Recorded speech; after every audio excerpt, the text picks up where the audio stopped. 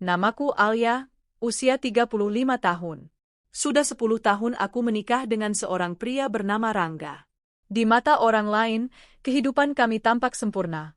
Rumah besar, mobil mewah, pakaian rapi, dan senyum yang selalu kupasang setiap kali ada yang bertanya, "Bagaimana kabarnya, rumah tangga kalian?" Aku selalu menjawab dengan kalimat yang sama, "Alhamdulillah baik-baik saja." Padahal di balik pintu rumah, kebenaran jauh berbeda. Aku bangun pagi itu seperti biasa. Udara di dapur masih dingin, aroma kopi yang kuseduh tidak pernah lagi dinikmati Rangga. Ia lebih sering terburu-buru keluar rumah dengan alasan rapat di kantor. Aku menatap kursi kosong di meja makan, kursi yang dulu selalu ditempati Rangga sambil tersenyum kepadaku, kini hanya menjadi hiasan tanpa arti. Lagi-lagi tidak sarapan? Gumamku pelan sambil menaruh piring nasi goreng yang kubuat dengan penuh niat. Telepon genggamku bergetar. Pesan dari Rangga. Aku berangkat duluan. Jangan tunggu. Ada rapat pagi. Aku hanya membaca pesan itu dengan tatapan kosong. Dulu, Rangga adalah pria yang penuh perhatian. Setiap pagi dia akan membantuku di dapur, bercanda ringan, bahkan sekadar memelukku dari belakang sambil berkata, "Istriku ini pintar sekali masak, aku makin cinta." Namun sekarang, kata-kata itu lenyap. Senyumnya jarang kutemui. Pelukan hangat berganti punggung dingin yang selalu menjauh dariku di ranjang. Aku berbaring di sampingnya tiap malam, tapi merasa seperti tidur bersama orang asing. Aku mencoba berpikir positif. Mungkin dia memang sibuk. Mungkin pekerjaannya sedang berat. Tetapi hati kecilku menolak percaya. Ada sesuatu yang berubah. Sesuatu yang tidak bisa lagi kututupi dengan alasan kesibukan. Aku ingat jelas beberapa bulan lalu, ketika kuberanikan diri bertanya, "Mas, belakangan ini kamu sering pulang larut. Apa benar karena kerjaan?" Rangga hanya menatapku sebentar, lalu menjawab singkat, "Iya, banyak proyek baru. Jangan terlalu curiga, Alia. Aku capek kalau selalu diinterogasi." Aku terdiam. Bukan hanya karena jawabannya, tapi karena caranya menatapku. Ada dingin yang menusuk, ada jarak yang sengaja ia ciptakan. Malam itu aku berdiri lama di depan cermin kamar. Rambutku masih terawat, kulitku masih terjaga meski mulai muncul garis halus di wajah. Aku tidak merasa diriku berubah banyak.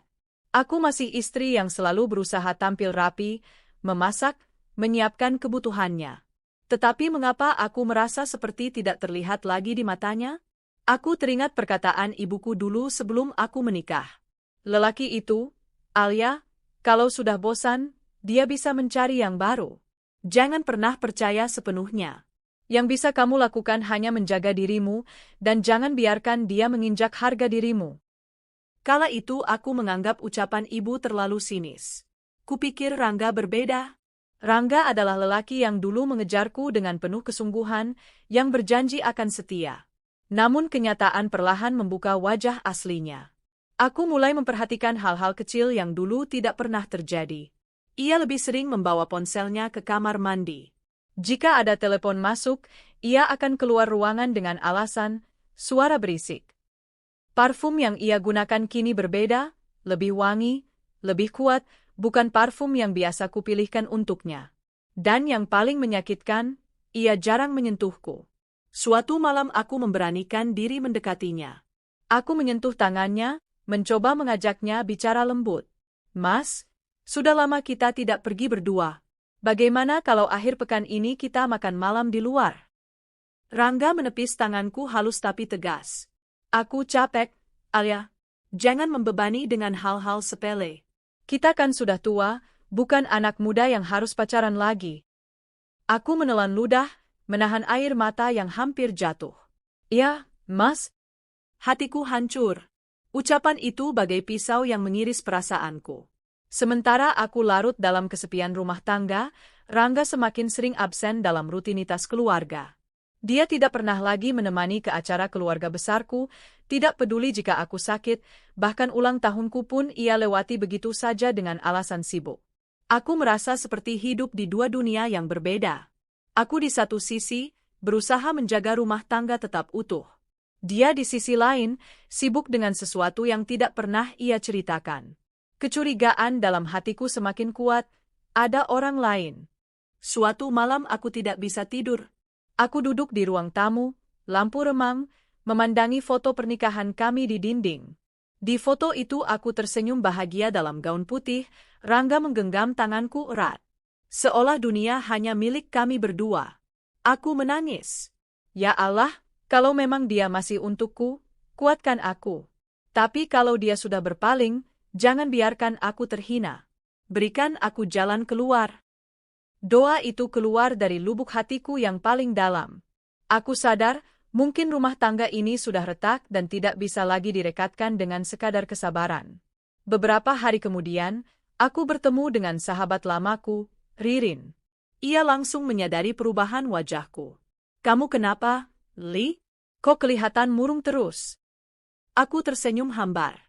Enggak apa-apa, Rin. Mungkin aku cuma capek. Ririn menatapku tajam. Jangan bohong. Aku sahabatmu. Ceritain. Aku akhirnya membuka sedikit keluh kesah. Tidak semuanya, hanya sebatas, Rangga dingin, sering pulang malam, jarang berkomunikasi. Ririn mendesah panjang. Hati-hati, Li. Biasanya kalau suami berubah begitu, ada orang ketiga. Hatiku tercekat. Kata-kata itu adalah hal yang paling kutakutkan, tapi sekaligus kebenaran yang mulai kusadari. Malam-malam setelahnya, aku mulai menyiapkan mental. Aku tahu, badai besar mungkin akan datang. Aku tidak bisa lagi menutup mata. Aku harus bersiap menghadapi kenyataan pahit, apapun itu. Aku menuliskan di buku harian. Jika suatu saat aku menemukan pengkhianatan, aku tidak akan diam. Aku akan berdiri tegak, melindungi diriku sendiri. Aku bukan perempuan lemah. Aku istri yang sudah memberikan segalanya, dan aku berhak mempertahankan harga diriku. Kalimat itu menjadi janji pada diriku sendiri. Begitulah kehidupan rumah tangga yang kulalui saat ini. Rumah besar yang kosong dari cinta, meja makan yang penuh tapi tanpa kebersamaan, ranjang luas tapi dingin tanpa pelukan. Aku tidak tahu apa yang sedang Rangga lakukan di luar sana, tapi aku merasakan jarak yang semakin lebar. Aku hanya tahu satu hal, jika memang benar ada pengkhianatan, maka ia akan menyesal seumur hidup. Sejak malam ketika aku menuliskan tekad di buku harian, hatiku tidak pernah lagi sama. Setiap kali Rangga keluar rumah dengan alasan, rapat, atau lembur, pikiranku penuh dengan tanda tanya. Aku mulai memperhatikan hal-hal yang selama ini kuabaikan. Suatu pagi, aku melihat kemeja putihnya, yang seharusnya masih rapi karena baru sekali dipakai, tercium wangi parfum berbeda. Bukan parfumnya. Bukan juga parfumku. Aromanya lembut, manis, dan jelas milik seorang wanita. Aku memegang kerah kemeja itu lama sekali, dadaku bergetar hebat. Aku ingin menjerit, tapi kutahan. Aku ingin bertanya, tapi kutahu Rangga akan menyangkal. Malam itu, ketika ia tertidur, aku memberanikan diri mengambil ponselnya yang tergeletak di meja samping. Biasanya ia selalu menguncinya, tapi entah mengapa malam itu layar tidak terkunci. Jantungku berdegup kencang. Dan di sanalah aku melihatnya. Sebuah pesan dari nomor bernama, Sayang Hati Merah 2. Aku sudah tidak sabar, Mas, besok kita ketemu lagi, ya? Rasanya aku ingin selalu di dekatmu. Tanganku bergetar. Air mataku jatuh menetes di layar ponsel. Aku membaca lebih banyak pesan. Ada foto-foto selfie seorang wanita muda, rambut panjang, kulit putih, senyum genit. Namanya Nadia, terlihat jelas dari beberapa percakapan di mana ia menulis, Mas, kamu janji akan menikahiku kan? Jangan buat aku menunggu.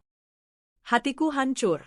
Bukan hanya karena ada wanita lain, tapi karena percakapan mereka jauh melampaui hubungan biasa. Ada rencana, ada janji, bahkan ada pembicaraan tentang rumah. Aku menutup mulutku rapat-rapat agar tidak terisak keras. Rasanya seluruh tubuhku bergetar hebat. Jadi benar, semua yang kutakutkan selama ini nyata. Beberapa hari kemudian, aku sengaja mengikuti Rangga. Ia mengira aku sibuk di rumah, padahal aku menyewa taksi online untuk mengikutinya dari jauh. Mobilnya berhenti di depan rumah lama kami, rumah yang sudah bertahun-tahun tidak kami tempati. Rumah itu dulunya warisan keluarga, tapi jarang dirawat. Aku hanya sesekali datang untuk membersihkan, selebihnya kosong. Aku terkejut melihat seorang wanita keluar dari mobil lain dan masuk ke rumah bersama Rangga. Itu Nadia. Dengan mata kepalaku sendiri, aku melihat bagaimana Rangga membukakan pintu, bahkan menuntunnya masuk dengan mesra. Aku tidak kuat. Aku menutup wajahku sambil menangis dalam diam di dalam mobil. Dunia serasa runtuh. Beberapa hari setelahnya, aku kembali membuka ponsel Rangga saat ia mandi. Kali ini aku menemukan pesan suara yang ia kirim untuk Nadia. Sayang, setelah kita menikah, kita akan tinggal di rumah itu. Alia tidak tahu apa-apa. Rumah itu kosong, jadi kita bisa bebas memulai hidup baru. Aku juga sudah bicara dengan keluargamu, mereka setuju kita cepat menikah. Jangan khawatir, semua akan lancar. Dadaku terasa sesak. Jadi benar, ia merencanakan pernikahan diam-diam. Ia bahkan akan membawa pelakor itu tinggal di rumahku sendiri, rumah yang masih atas namaku. Aku merasa bukan hanya dikhianati, tapi juga dilecehkan. Bagaimana mungkin ia bisa setega itu? Aku mencoba mengkonfrontasi Rangga secara halus. Malam itu, ketika ia pulang larut, aku menunggunya di ruang tamu. Mas, kita perlu bicara, kataku dengan suara bergetar. Rangga menghela napas panjang, jelas tidak suka. Bicara apa lagi, Li? Aku capek. Aku memberanikan diri. Tentang rumah lama, kamu sering ke sana belakangan ini. Tatapan Rangga berubah. Kamu mengikutiku? Aku menahan air mata. Aku hanya ingin tahu, kamu ke sana dengan siapa? Rangga terdiam sesaat, lalu tertawa sinis.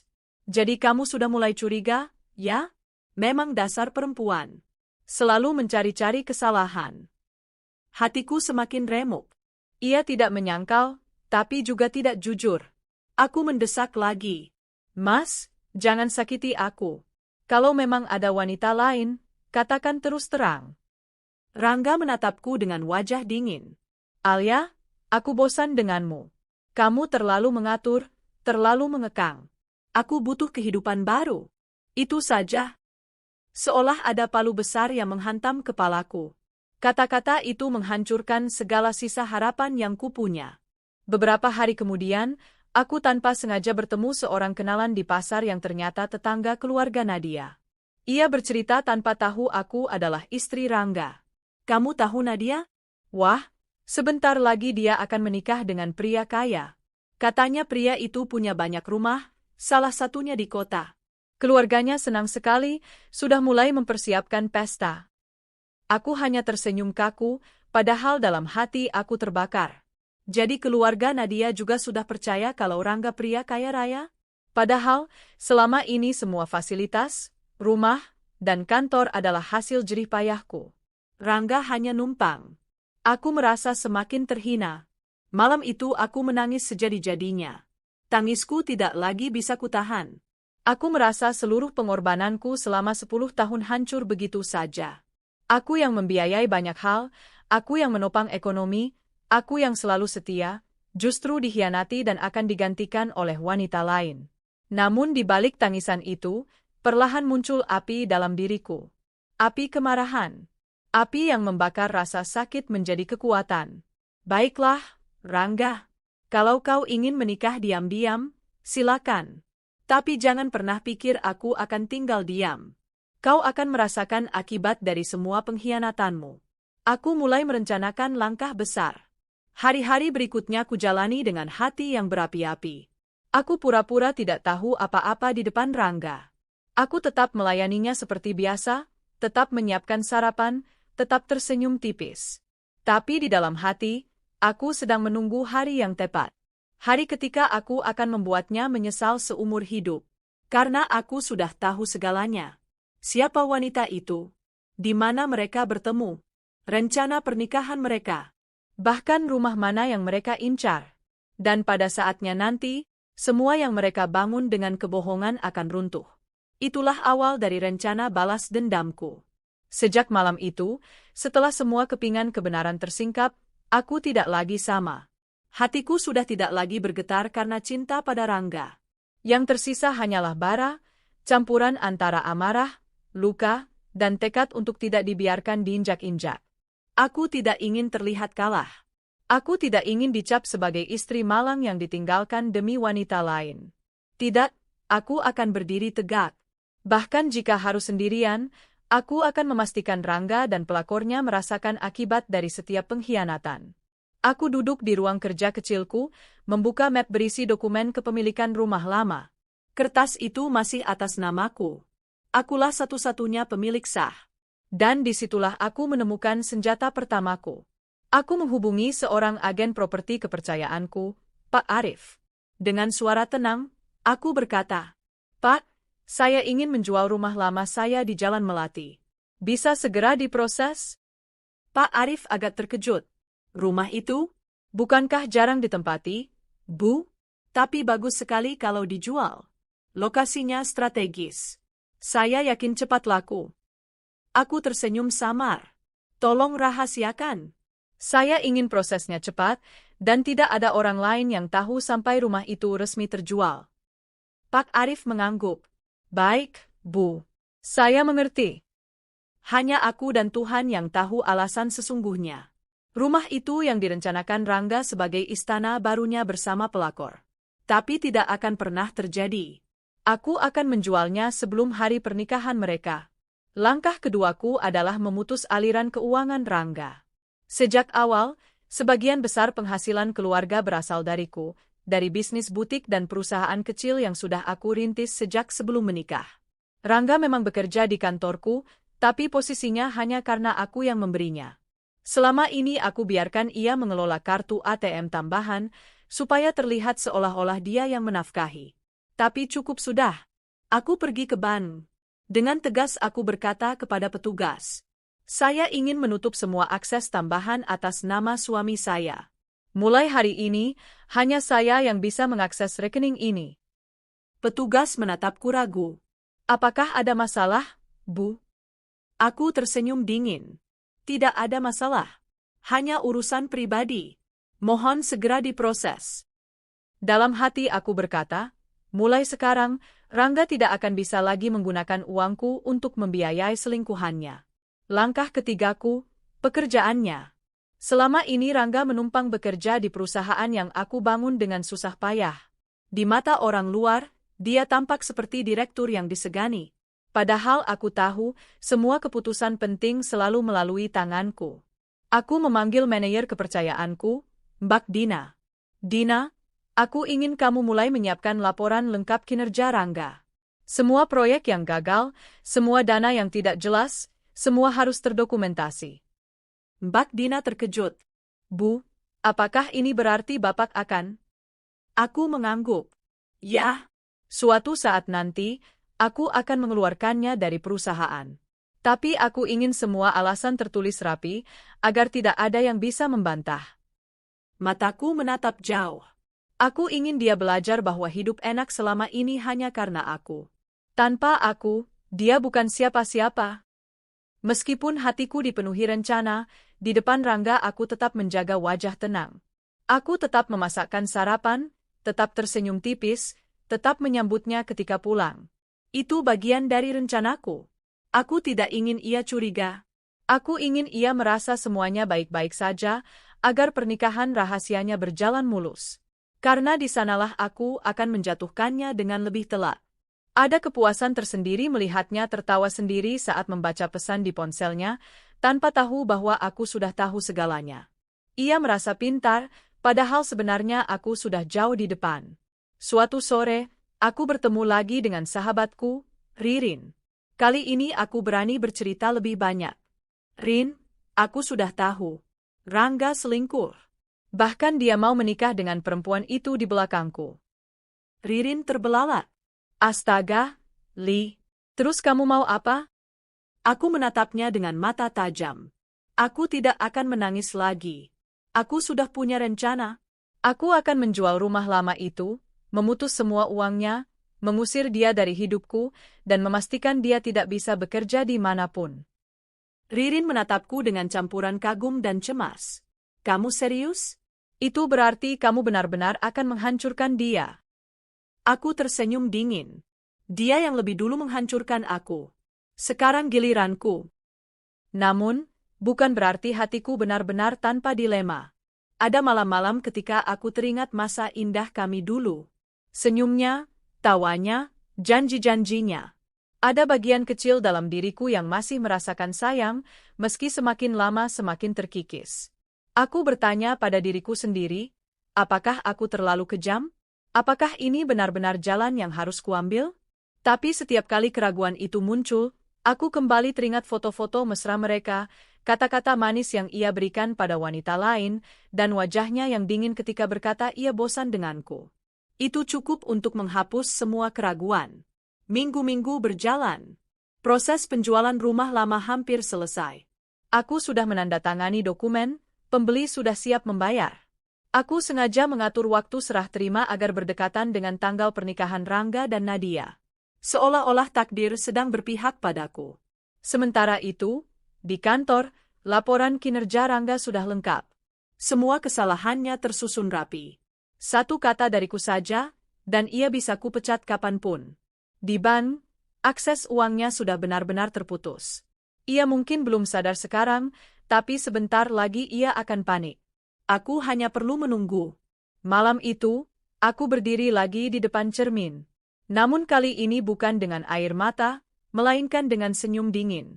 Alia, bisikku pada diriku sendiri, kamu bukan perempuan lemah. Kamu adalah perempuan yang mampu berdiri sendiri. Dan mulai sekarang, kamu tidak lagi terikat pada laki-laki yang mengkhianati. Kamu akan menutup bab ini dengan elegan, dan biarkan dia merasakan bulan madu di jalanan. Aku menghela napas panjang. Untuk pertama kalinya setelah sekian lama, aku merasa kuat. Maka, di balik senyum manis yang kutampilkan pada dunia, aku sedang memegang kendali atas nasib suamiku sendiri. Dia tidak tahu apa yang menantinya. Pelakornya tidak tahu rumah yang mereka impikan sudah bukan milik mereka lagi. Keluarga pelakor tidak tahu bahwa menantu kaya yang mereka banggakan hanyalah parasit yang sebentar lagi jatuh miskin. Aku sudah menyiapkan panggungnya. Dan ketika tirai dibuka, mereka semua akan menjadi aktor dalam drama tragis yang mereka ciptakan sendiri. Aku hanya akan menjadi penonton yang tersenyum puas. Aku tidak bisa tidur malam itu. Setiap kali memejamkan mata, bayangan wajah Rangga dengan perempuan itu muncul. Senyumnya yang dulu milikku kini ia berikan pada orang lain. Kata-kata manis yang dulu hanya untukku, kini tertera jelas di layar ponselnya untuk wanita bernama Nadia. Aku menangis sampai sesak, tapi di tengah tangisan, ada sesuatu yang berbeda. Rasa sakit itu perlahan berubah jadi tenaga. Luka itu seperti besi panas yang menempaku, membuatku lebih keras, lebih tajam, lebih kuat. Kalau dia berani mengkhianatiku, aku juga berhak melindungi diriku. Aku berhak membalas semua pengkhianatan ini. Aku sadar, bertahan berarti aku akan diinjak-injak. Tapi melawan, itu artinya aku bisa berdiri tegak. Dan malam itu aku berjanji, aku tidak akan menjadi istri malang yang hanya menangis. Aku akan jadi istri yang membuat mereka berdua menyesal seumur hidup. Aku membuka laci lemari di ruang kerja, mengeluarkan map hijau berisi sertifikat rumah lama di Jalan Melati. Rumah itu warisan dari orang tuaku. Kami pernah tinggal di sana sebentar setelah menikah, sebelum pindah ke rumah besar sekarang. Rumah itu jarang kami datangi, tapi tetap kusimpan baik-baik. Aku tahu Rangga sering ke sana belakangan ini. Ia mengira aku tidak peduli. Ia tidak tahu aku sudah mengikuti dan melihatnya membawa Nadia masuk. Aku mengepalkan tangan. Rumah itu milikku. Atas namaku. Bukan miliknya. Dan tidak akan pernah jadi istana mereka. Keesokan harinya aku menelepon Pak Arif, agen properti langgananku. Pak, saya mau jual rumah di Jalan Melati. Bisa segera bantu? Pak Arif sempat terdiam. Yang rumah tua itu, Bu? Wah, sayang sekali kalau dijual.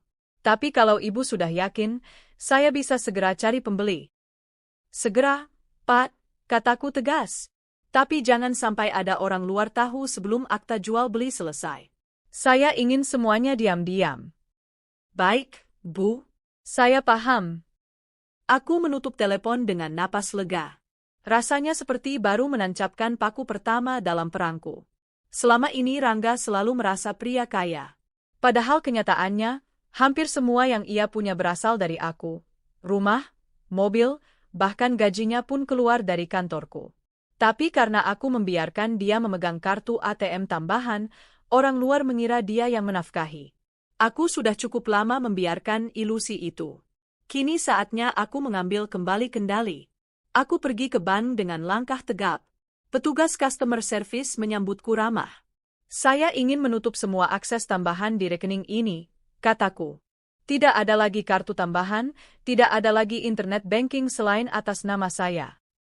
Petugas mencatat, lalu bertanya hati-hati, apakah suami ibu mengetahui? Aku tersenyum dingin. Itu urusan saya. Silakan diproses. Dan dengan satu tanda tangan, aku menutup jalur uang Rangga. Mulai hari itu, setiap rupiah dalam rekening hanya bisa disentuh olehku.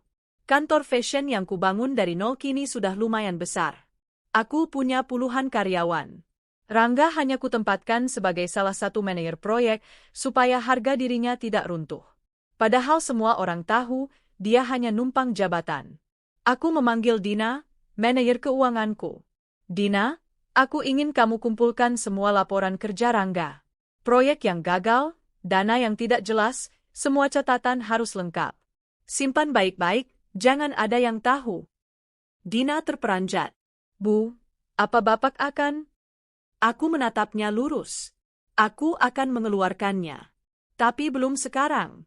Aku ingin saat waktunya tiba, aku punya alasan resmi dan tak terbantahkan. Dina mengangguk pelan, matanya penuh pengertian. Baik, Bu. Saya akan lakukan. Aku menghela napas panjang. Rasanya satu demi satu pintu untuk Rangga mulai kututup. Yang paling sulit bukanlah menyiapkan rencana, melainkan menjaga wajah agar tetap tenang di hadapannya. Malam itu, saat ia pulang dengan senyum mencurigakan di wajahnya, aku pura-pura tidak peduli. Aku menyuguhkan teh hangat seperti biasa. Capek, Mas? Tanyaku lembut. Dia mengangguk singkat, lalu sibuk dengan ponselnya. Aku tahu dia sedang membalas pesan Nadia.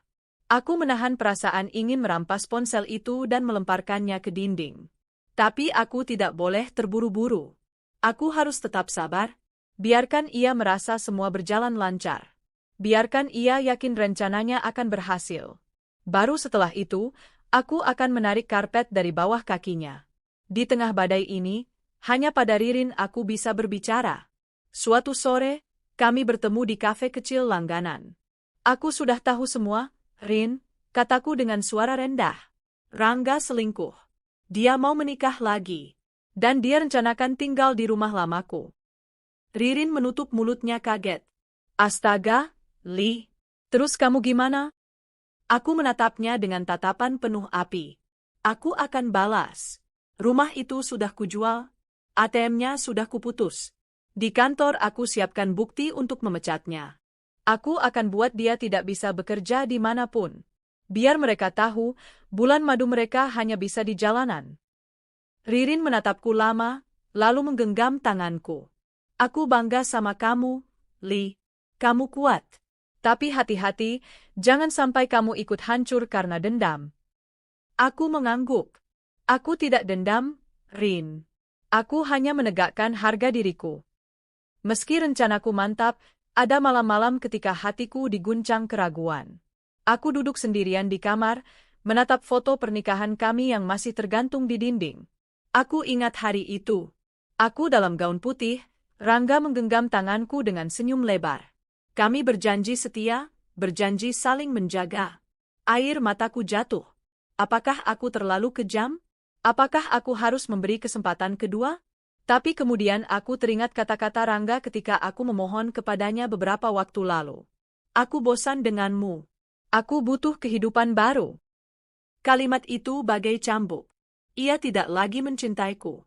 Lalu untuk apa aku bertahan? Aku menghapus air mataku. Tidak. Aku tidak salah. Yang salah adalah dia.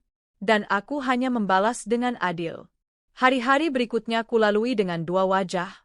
Wajah lembut seorang istri di depan Rangga, dan wajah dingin seorang perencana di belakangnya. Rumah lama hampir selesai proses jual-beli. Hanya tinggal menunggu tanda tangan terakhir. Aku sudah mengatur agar penyerahan kunci dilakukan tepat sebelum hari pernikahan mereka. Rekening sudah bersih dari aksesnya. Aku yakin sebentar lagi dia akan kebingungan. Di kantor, Dina sudah memberiku laporan tebal tentang kinerja buruknya. Semua siap kapanpun aku mau menjatuhkannya. Aku hanya menunggu hari itu datang. Hari ketika seluruh kebohongan mereka akan meledak di wajah mereka sendiri. Malam sebelum tidur, aku berdiri di depan cermin. Aku menatap mataku sendiri. Alia, kamu sudah melewati 10 tahun penuh luka. Jangan biarkan satu perempuan murahan merampas segalanya. Jangan biarkan seorang laki-laki lemah membuatmu hancur. Kamu lebih kuat dari mereka. Aku mengangkat daguku. Biarkan mereka bermimpi tentang istana. Karena pada akhirnya, mereka akan bangun di jalanan. Dan kamu akan berjalan pergi dengan kepala tegak. Aku tersenyum untuk pertama kalinya setelah sekian lama. Senyum bukan karena cinta, tapi karena kekuatan. Dan begitulah aku menjalani hari-hari itu, seorang istri yang pura-pura lembut di depan suami, tapi di belakangnya sedang menyiapkan badai. Rumah lama, dijual. Uang, diputus. Pekerjaan, siap dihancurkan. Rangga dan Nadia tidak tahu apa yang menunggu mereka. Mereka sibuk merajut mimpi palsu, sementara aku sudah menyiapkan kenyataan pahit. Hari itu semakin dekat, dan aku sudah siap menyambutnya. Hari itu akhirnya tiba. Hari yang selama ini direncanakan Rangga dan Nadia, hari di mana mereka yakin akan memulai hidup baru bersama. Sejak pagi, keluarga besar Nadia sibuk dengan persiapan pesta. Balai pertemuan desa sudah dihias dengan bunga plastik berwarna merah muda dan putih. Di dinding terpampang spanduk besar. Selamat menempuh hidup baru, Rangga Nadia. Orang-orang berdatangan, para tetangga saling berbisik. Wah, beruntung sekali Nadia dapat pria kaya. Katanya punya banyak rumah, kantor besar di kota, mobil mewah. Keluarga Nadia tersenyum bangga. Ayahnya menyambut tamu dengan dada dibusungkan, ibunya sibuk memamerkan cincin pertunangan yang kabarnya mahal. Sementara itu, aku duduk di rumah, tenang, menyeruput teh hangat. Aku tahu semua rencana mereka. Aku tahu rumah mana yang akan mereka tuju setelah pesta. Dan aku tahu, sebentar lagi mereka akan merasakan mimpi itu runtuh. Rangga tampak gagah dengan jas hitam pinjaman dari temannya. Wajahnya dibuat setegar mungkin, meski aku tahu isi kepalanya penuh ambisi. Nadia tersenyum sumringah dengan gaun pengantin sederhana, tetapi kepalanya penuh angan. Rumah besar, kamar indah, lemari penuh perhiasan. Ia melirik Rangga penuh harap, seolah dunia kini milik mereka. Ijab kabul berlangsung lancar. Tepuk tangan bergema, tamu berteriak gembira. Sah, sah. Nadia hampir menangis terharu. Rangga tersenyum penuh kemenangan. Di mata semua orang, mereka pasangan yang beruntung. Tidak ada yang tahu bahwa kebahagiaan itu hanya sementara.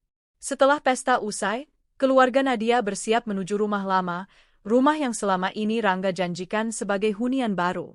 Bapak-bapak, ibu-ibu, ayo kita antar pengantin ke rumah barunya, seru salah seorang keluarga dengan bangga. Mereka berkonvo dengan beberapa mobil. Rangga duduk di kursi depan bersama Nadia, kepalanya tegak penuh percaya diri. Namun begitu sampai di Jalan Melati, kejutan menanti. Rumah itu kini berbeda.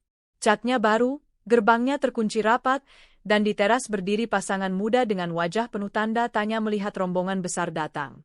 Permisi, ada apa ini?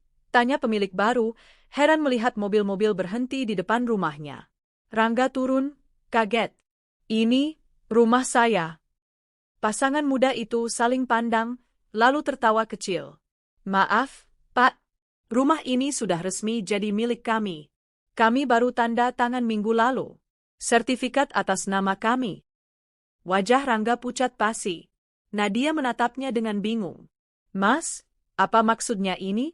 Katanya kita akan tinggal di sini. Keluarga Nadia mulai ribut. Ayahnya maju, wajahnya merah. Hei Rangga, kamu bilang rumah ini milikmu. Kenapa sekarang sudah ada orang lain? Rangga tergagap. Aku bisa jelaskan. Tapi suaranya tenggelam oleh bisikan tetangga yang kebetulan lewat. Bukannya rumah itu memang milik istrinya?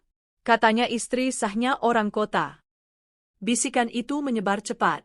Wajah keluarga Nadia berubah merah padam, antara marah dan malu. Rangga mencoba menyelamatkan keadaan. Tenang, sayang. Aku akan cari kontrakan sementara. Aku masih punya uang. Ia buru-buru membuka dompet, hendak mengambil ATM. Tapi begitu mencoba menarik tunai di mesin, layar menunjukkan transaksi ditolak. Kartu tidak aktif. Berkali-kali ia coba, hasilnya sama. Wajahnya semakin pucat. Apa-apaan ini? Nadia mendekat, panik. Mas, jangan bercanda. Katanya kamu kaya. Kok nggak bisa ambil uang? Keringat dingin mengalir di pelipis Rangga. Ia baru sadar, Alia sudah menutup semua aksesnya. Ia benar-benar tak punya sepeser pun.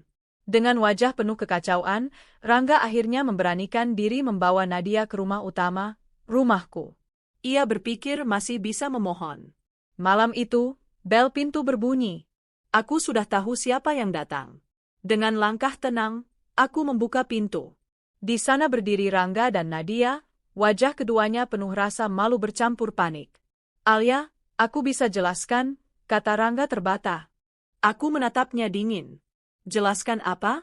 Bahwa kamu menikah di belakangku? Bahwa kamu berencana membawa perempuan ini tinggal di rumahku?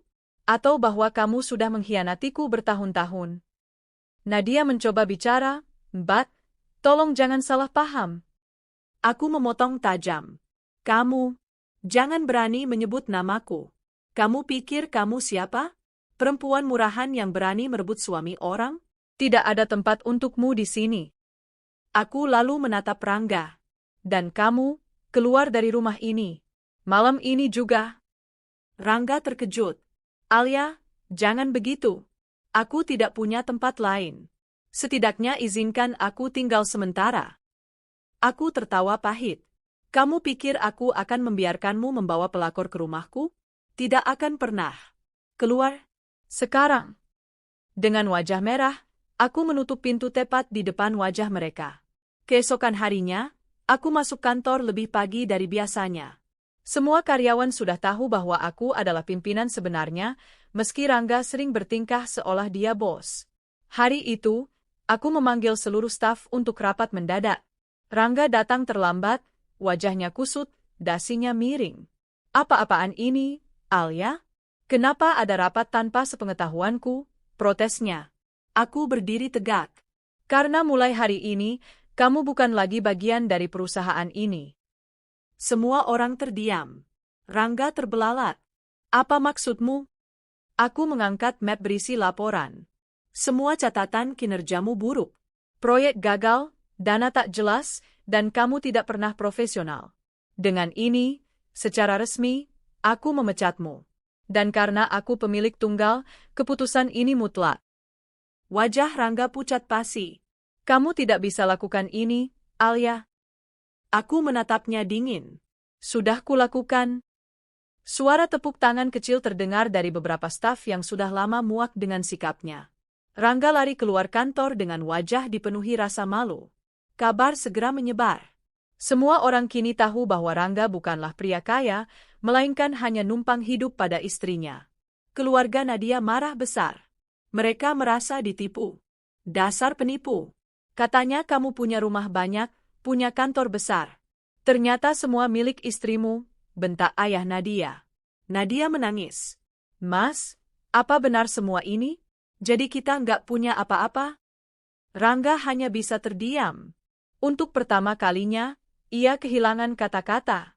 Tanpa rumah, tanpa uang, tanpa pekerjaan, Rangga dan Nadia tidak tahu harus tinggal di mana.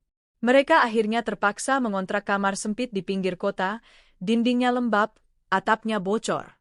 Untuk bertahan hidup, mereka menjual barang-barang hadiah pernikahan yang masih bisa diuangkan.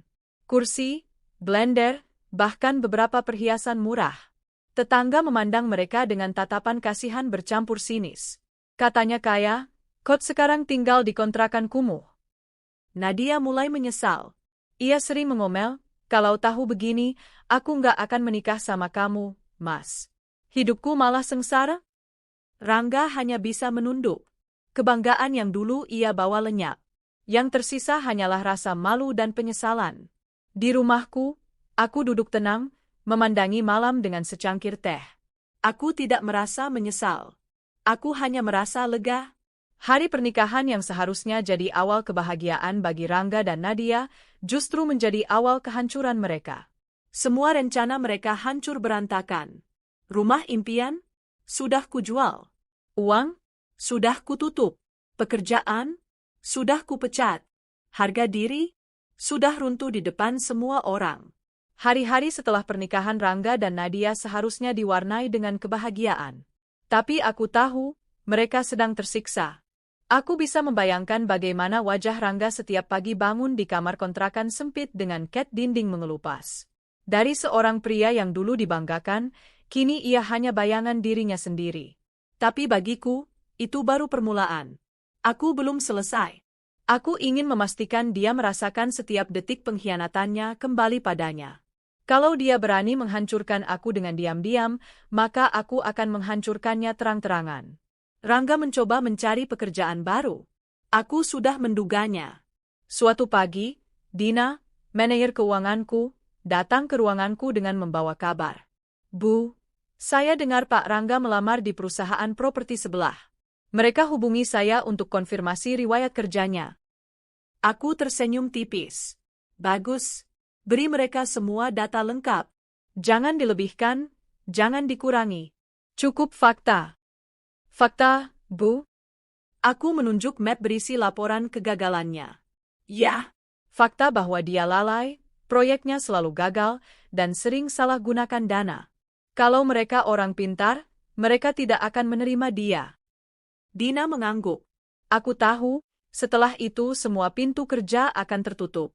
Rangga mungkin masih bisa bohong pada orang awam, tapi tidak pada catatan resmi. Dan benar saja, beberapa hari kemudian aku mendengar kabar, lamarannya ditolak mentah-mentah. Aku juga tahu Rangga punya satu kebiasaan, membangun citra. Ia suka sekali pamer di depan teman-temannya, seolah ia pria sukses dengan banyak koneksi. Aku biarkan gosip bekerja untukku. Pelan-pelan, aku mulai buka suara pada orang-orang terdekat. Bukan dengan marah, tapi dengan tenang dan jujur. Dia bukan pemilik kantor itu. Itu kantor saya. Semua rumah dan mobil atas nama saya. Selama ini dia hanya numpang nama, bukan pemimpin. Orang-orang terkejut. Tapi semakin banyak yang tahu, semakin jelas kebenarannya. Lama-kelamaan, topeng yang selama ini ia kenakan hancur sendiri. Dan yang paling menyakitkan bagi Rangga bukanlah kehilangan uang, tapi kehilangan rasa hormat. Suatu sore aku bertemu keluarganya, mertuaku, yang datang penuh kebingungan. Alia, apa benar semua yang kami dengar? Rangga menikah lagi? Dan sekarang dia tidak punya apa-apa? Tanya ibu mertuaku dengan wajah lelah. Aku menatapnya, menahan amarah yang masih membekas. Ibu, saya tidak mau membuka aib. Tapi ya, semua itu benar. Dia menikah diam-diam, dan semua yang ia banggakan selama ini bukan miliknya. Mereka saling pandang, wajah penuh kecewa. Ayah mertuaku menghela napas panjang. Astaga, kami kira dia sudah jadi orang berhasil. Ternyata hanya hidup dari kamu. Aku tidak menambah kata-kata lagi. Biarlah mereka menilai anaknya sendiri. Dan dari hari itu, aku tahu, Rangga tidak hanya kehilangan diriku, tapi juga hormat dari keluarganya. Sementara itu, di sisi lain, kehidupan Rangga semakin terpuruk. Nadia mulai sering mengomel. Mas, sampai kapan kita begini? Kontrakan sempit, uang habis, kerjaan gak ada. Aku malu sama keluarga. Katanya kamu mapan. Rangga hanya bisa menunduk. Aku sedang berusaha, sayang. Berusaha? Mana hasilnya? Kalau tahu hidupku akan sengsara begini, lebih baik aku nggak pernah nikah sama kamu. Kata-kata itu menusuknya.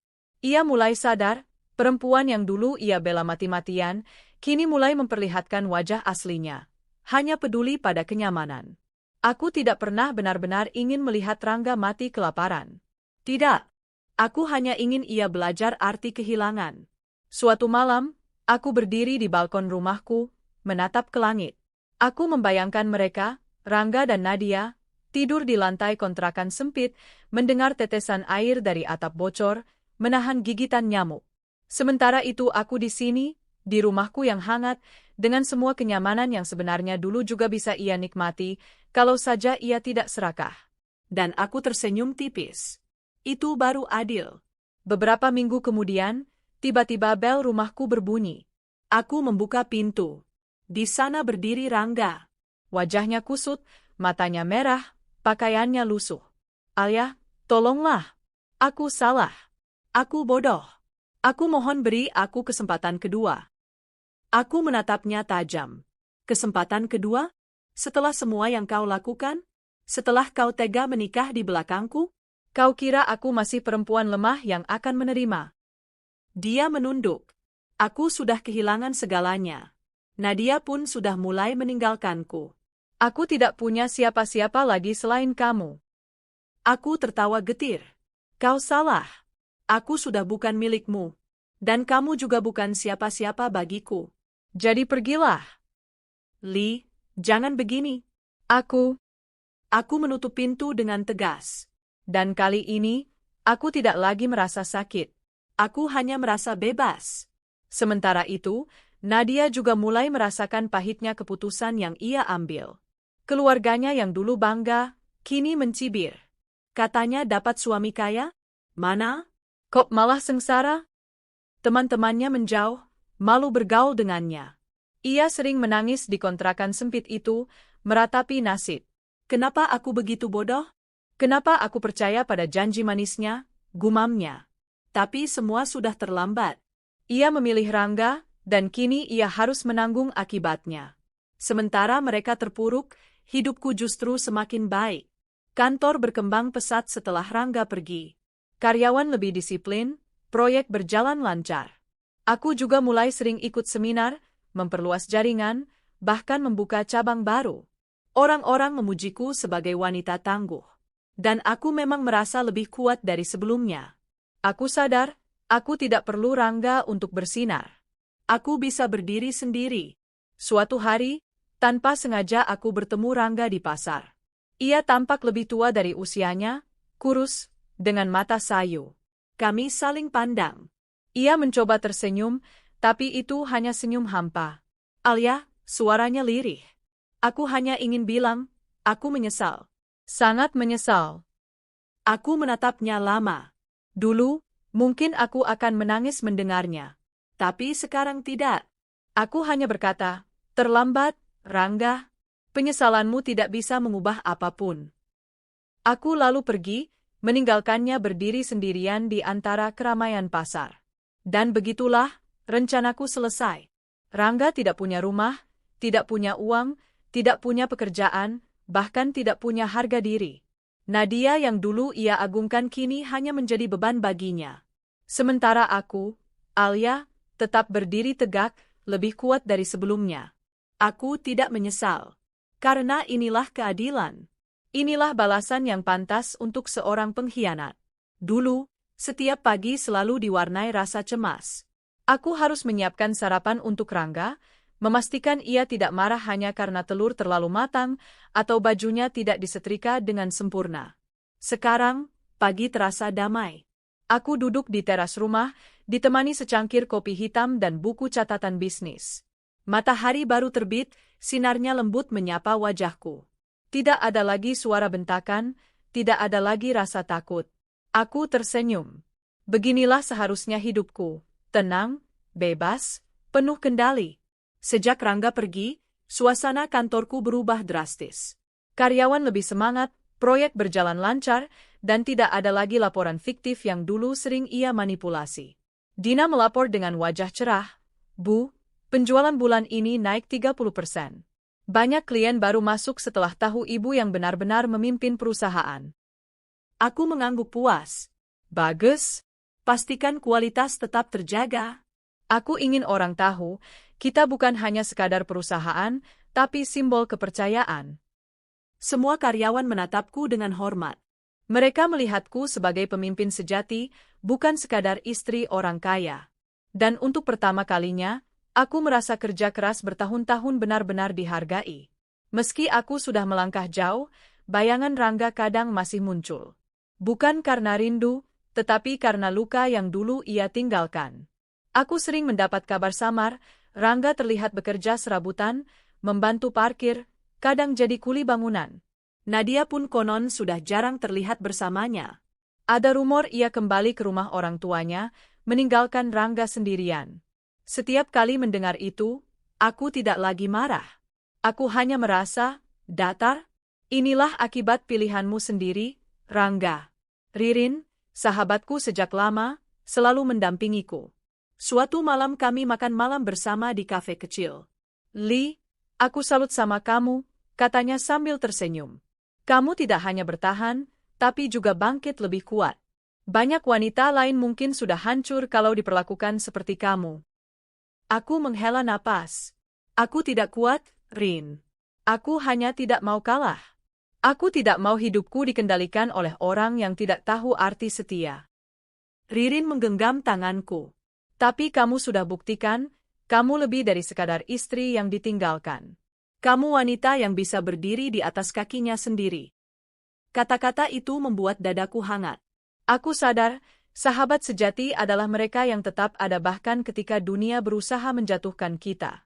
Setelah bertahun-tahun hidup dalam bayang-bayang Rangga, aku mulai menemukan kembali siapa diriku. Aku mulai melukis lagi, hobi lama yang kutinggalkan sejak menikah. Aku membeli kanvas besar, kuwarnai dengan biru dan putih, lambang kebebasan. Aku juga mulai traveling. Tidak jauh-jauh, hanya ke kota sebelah atau pantai dekat desa. Tapi setiap perjalanan membuatku merasa lebih hidup. Di pantai, aku berdiri di atas pasir, menatap laut luas. Angin menerpa wajahku, membawa aroma asin dan kebebasan. Aku tersenyum sendiri. Dulu aku merasa terpenjara. Sekarang aku tahu, dunia ini luas, dan aku bebas memilih jalanku. Meski begitu, aku tidak munafik. Ada malam-malam ketika kesepian datang. Aku menatap ranjang besar di kamar, kosong hanya dengan tubuhku sendiri. Apakah aku akan selamanya sendiri? Pikirku. Apakah ada laki-laki yang bisa kucintai tanpa rasa takut dikhianati? Pertanyaan itu selalu menggantung. Tapi kemudian aku mengingat diriku yang dulu, wanita rapuh yang bergantung penuh pada cinta Rangga. Dan aku tidak ingin kembali ke masa itu. Kalau nanti aku jatuh cinta lagi, itu harus pada pria yang benar-benar tahu menghargai. Kalau tidak, lebih baik aku sendiri. Suatu hari, aku mendapat undangan menjadi pembicara di seminar bisnis wanita. Aku sempat ragu, aku bukan tipe orang yang suka tampil di depan umum. Tapi Dina meyakinkan, Bu, ini kesempatan bagus. Banyak wanita di luar sana butuh inspirasi dari kisah ibu. Dan akhirnya aku menerima. Hari itu aku berdiri di panggung, mengenakan blazer putih. Ratusan pasang mata menatapku. Aku berkata, saya pernah berada di titik terendah, dikhianati, ditinggalkan, bahkan hampir kehilangan semuanya. Tapi saya memilih bangkit. Karena satu hal yang saya pegang, harga diri seorang wanita tidak boleh ditukar dengan pengkhianatan. Tepuk tangan bergema. Banyak wanita meneteskan air mata. Dan aku sadar, luka yang dulu hampir membunuhku kini justru menjadi sumber kekuatanku untuk menguatkan orang lain. Beberapa minggu setelah seminar, aku pulang larut malam. Mobilku melintas di jalanan sepi dekat pasar. Di sana aku melihat sosok yang familiar, Rangga. Ia duduk di pinggir jalan, pakaian kotor, wajah letih, seolah menunggu belas kasihan. Aku menepikan mobil sebentar. Dari balik kaca, aku menatapnya. Dulu, dialah lelaki yang kupercayai seluruh hidupku. Sekarang, hanya bayangan dari dirinya yang dulu. Aku tidak turun.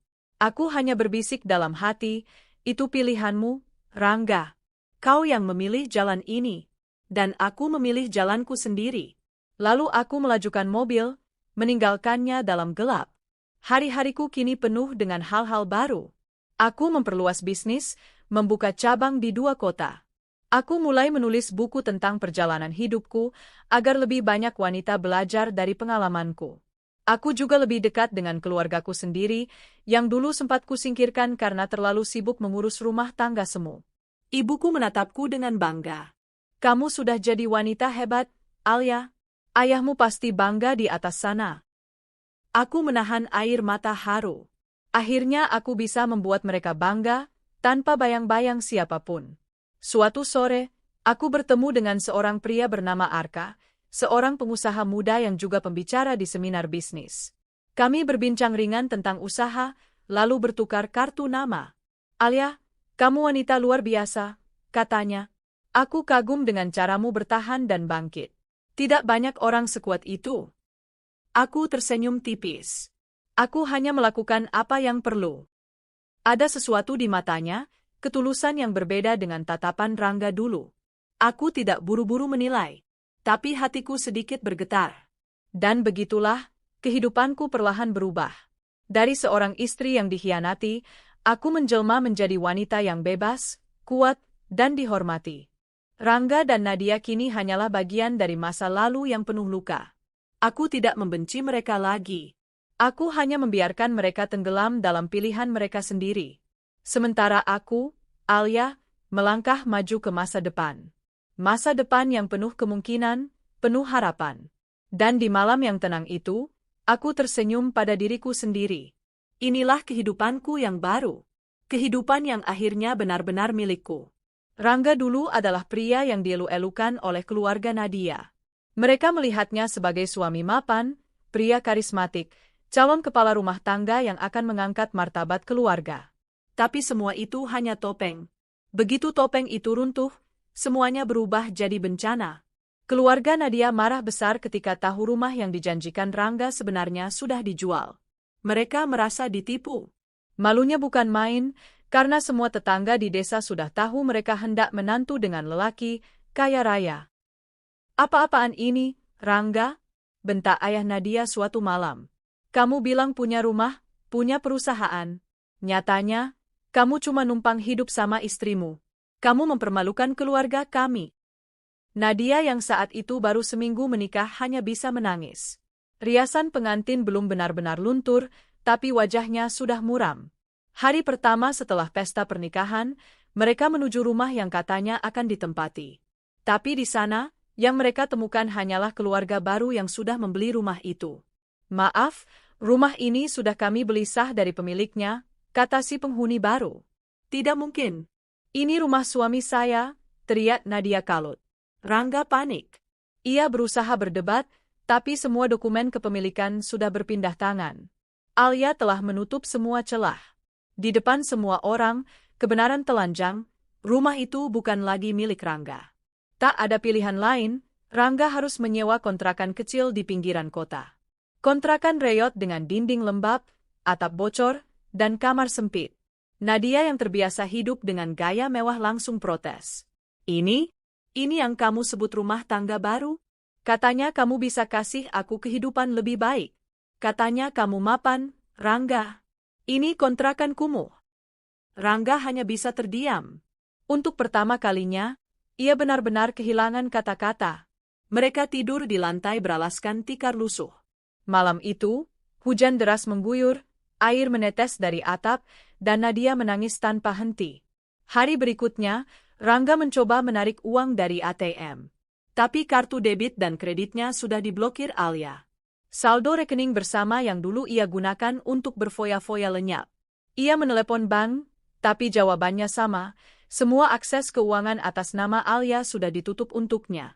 Rangga hanya bisa menatap layar ATM kosong, sementara Nadia menunggu dengan wajah penuh amarah. "Jadi, kita nggak punya uang sama sekali?" "Tenang, aku akan cari kerja," jawab Rangga lirih. Tapi Nadia tak percaya lagi. Benih kebencian mulai tumbuh di hatinya. Rangga mencoba melamar kerja. Ia mendatangi beberapa perusahaan besar, yakin dengan pengalaman kerjanya. Tapi dimanapun ia datang, pintu selalu tertutup. "Maaf, kami tidak bisa menerima Anda." "Kenapa? Saya punya pengalaman. Nama Anda sudah ada di daftar hitam. Kami tidak bisa mengambil risiko." Rangga terkejut. Rupanya Alia benar-benar menggunakan pengaruhnya untuk menutup semua jalan kerja bagi Rangga. Hari demi hari, ia kembali ke kontrakan dengan tangan kosong. Nadia makin muak. Untuk bertahan hidup, mereka mulai menjual barang-barang sisa pernikahan, perhiasan emas, pakaian mewah, bahkan jam tangan hadiah. Semua dilepas satu persatu. Nadia yang dulu suka pamer di media sosial kini tak berani membuka akun lagi. Foto-foto bahagia dihapus, diganti keheningan. Ia malu. Sementara Rangga makin kurus, wajahnya pucat, rambutnya kusut. Kontrakan itu kini penuh dengan bau lembab dan rasa putus asa. "Semua ini salahmu," teriak Nadia suatu malam. "Kalau aku tahu kamu cuma numpang hidup sama istrimu, aku nggak akan pernah nikah sama kamu." Rangga membalas, "Aku juga nggak nyangka Alia akan sekejam itu. Dia menjebak aku."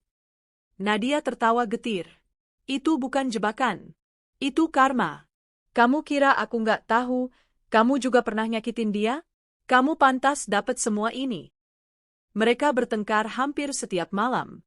Suara teriakan mereka terdengar ke tetangga, membuat banyak orang berbisik. Itulah akibat serakah dan khianat. Sementara itu, Alia hidup damai. Kadang tanpa sengaja, ia melewati jalanan tempat Rangga bekerja serabutan. Pernah ia lihat Rangga jadi tukang parkir, lalu suatu kali jadi buruh angkut. Ada rasa iba sesaat, tapi segera hilang. Dia yang memilih jalan ini. Aku sudah memberi segalanya, tapi dia menghancurkannya sendiri. Alia hanya melajukan mobil, meninggalkan mantan suaminya di balik kaca. Tak butuh waktu lama, Nadia benar-benar tak tahan. Ia merasa hidupnya hancur, tidak sesuai bayangan. Suatu pagi, ia mengemas barang-barangnya dan pergi tanpa pamit. Ketika Rangga pulang sore itu, kontrakan sudah kosong.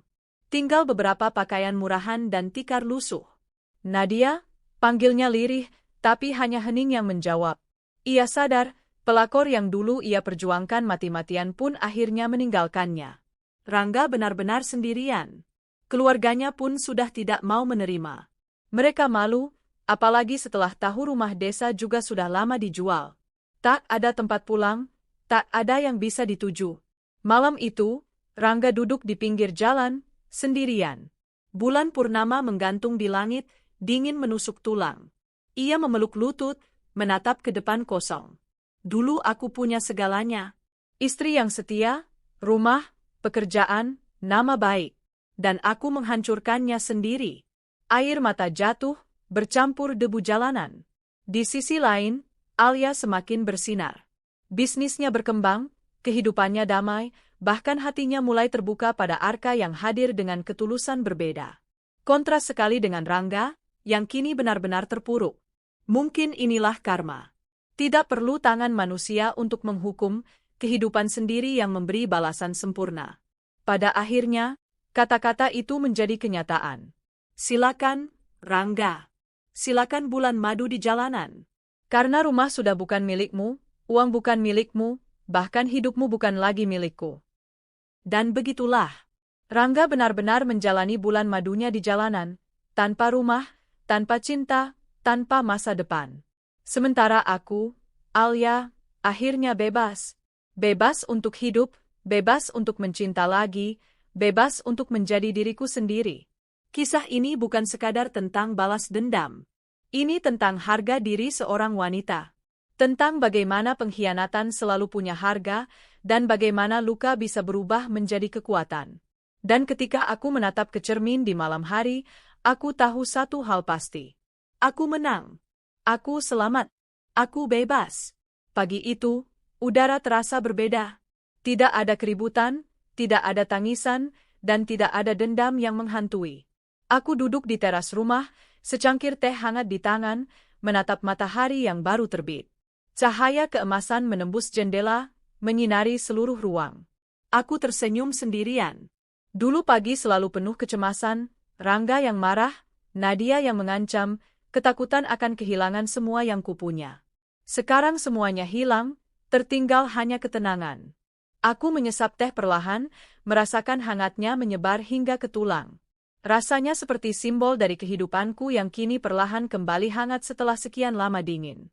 Terkadang, bayangan masa lalu datang tanpa diundang. Aku teringat hari-hari awal pernikahan, Rangga tersenyum manis, kata-katanya lembut, janji-janji yang terdengar indah.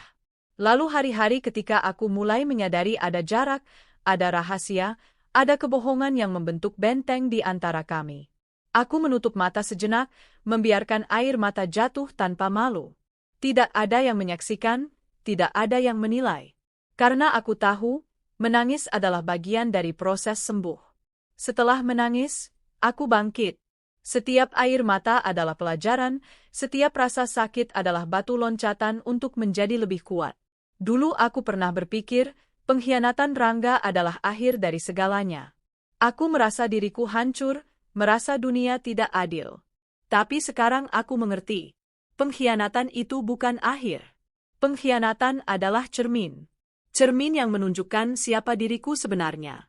Aku belajar untuk tidak lagi bergantung pada orang lain untuk kebahagiaan. Aku belajar bahwa cinta sejati tidak harus disertai pengorbanan yang menyakitkan. Aku belajar bahwa harga diri lebih penting daripada rasa sayang yang buta. Setiap luka yang aku rasakan, setiap pengkhianatan yang aku alami, membentuk versi diriku yang lebih kuat, lebih tegas, dan lebih bijaksana. Sekarang aku bebas. Bebas dari suami yang mengkhianati, bebas dari pelakor yang serakah, bebas dari semua kebohongan dan topeng. Bebas dari bayangan masa lalu yang pernah mengekang. Aku bisa melakukan apapun yang aku inginkan. Aku bisa membangun bisnis tanpa takut dicurangi. Aku bisa mencintai tanpa harus merasa rendah diri. Aku bisa melangkah tanpa beban masa lalu. Dan kebebasan itu terasa manis, seperti udara pertama di pagi yang cerah setelah badai panjang. Bisnisku kini berkembang pesat. Setiap proyek baru ku bangun dengan hati-hati, setiap keputusan kuambil dengan keyakinan. Aku belajar mendengar intuisi sendiri, bukan suara orang lain. Aku belajar bahwa menjadi pemimpin berarti berani menghadapi risiko, berani mengambil keputusan sulit, dan berani membiarkan orang yang salah pergi. Karyawanku kini melihatku sebagai sosok yang inspiratif. Mereka menghormati bukan karena aku memiliki harta, tapi karena aku memiliki integritas dan keberanian. Aku tersenyum ketika melihat laporan penjualan bulan ini. Angka-angka itu bukan hanya simbol bisnis yang sukses, tapi simbol dari kerja keras dan keteguhan hatiku. Meskipun Rangga dan Nadia pernah menjadi bagian dari hidupku, aku kini bisa memandang mereka tanpa rasa benci. Aku tahu mereka hidup dalam konsekuensi pilihan mereka sendiri. Aku tahu mereka merasakan pahitnya karma, bulan madu mereka di jalanan, hidup yang sempit, dan kehormatan yang hilang. Aku tidak perlu membalas lagi. Semua sudah terjadi. Dan itu cukup. Aku belajar bahwa membenci orang lain hanya akan memperlambat proses penyembuhan diri sendiri. Membiarkan mereka menjalani akibatnya adalah bentuk balas dendam yang paling adil. Di tengah semua luka dan pengkhianatan, hidupku mulai membuka peluang baru. Arka, seorang pengusaha muda yang kukenal melalui seminar bisnis, mulai muncul lebih sering dalam kehidupanku. Bukan sebagai penyelamat, bukan sebagai penebus luka, tapi sebagai teman yang tulus. Kami berbagi cerita tentang bisnis, tentang mimpi, tentang kehidupan. Aku mulai menyadari bahwa cinta yang sehat bukan tentang memiliki, tapi tentang saling mendukung, saling menghargai, dan tidak pernah merendahkan satu sama lain. Aku belum tergesa-gesa. Aku tahu cinta baru akan datang pada waktunya, dan kali ini aku akan lebih bijaksana, lebih selektif, dan lebih sadar akan nilai diriku sendiri. Di malam yang tenang, aku menulis di jurnalku. Dulu aku merasa diriku tidak berdaya, namun kini aku tahu, kekuatan itu selalu ada dalam diri sendiri. Aku tidak membutuhkan siapapun untuk menentukan kebahagiaanku. Aku adalah pemilik hidupku, dan aku akan melangkah dengan kepala tegak. Aku menyadari, hidup bukan tentang berapa banyak harta atau seberapa besar cinta yang kita dapatkan.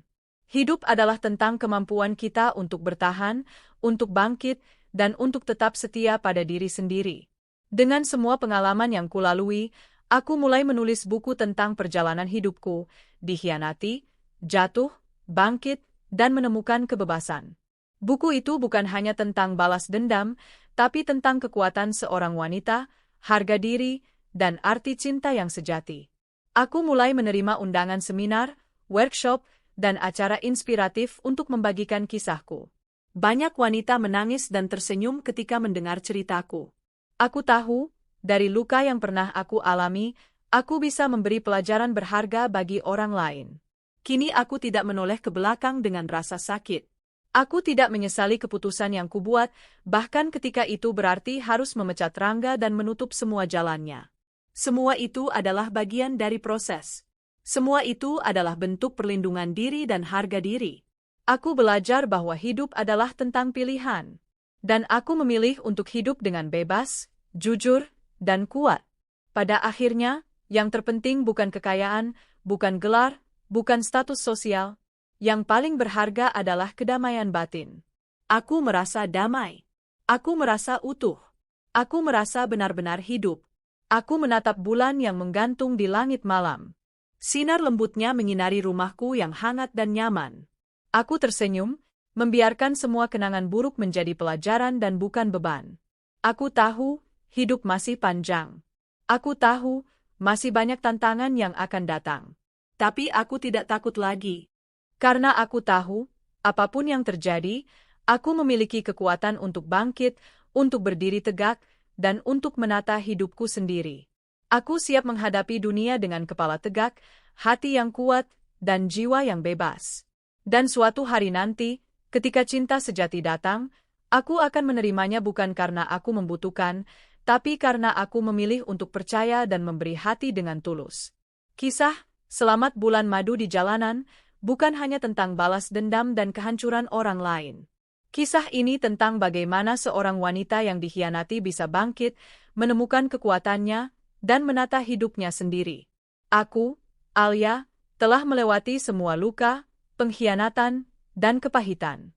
Dan sekarang aku berdiri tegak, lebih bijaksana, lebih kuat, dan lebih damai dari sebelumnya. Aku tersenyum menatap malam.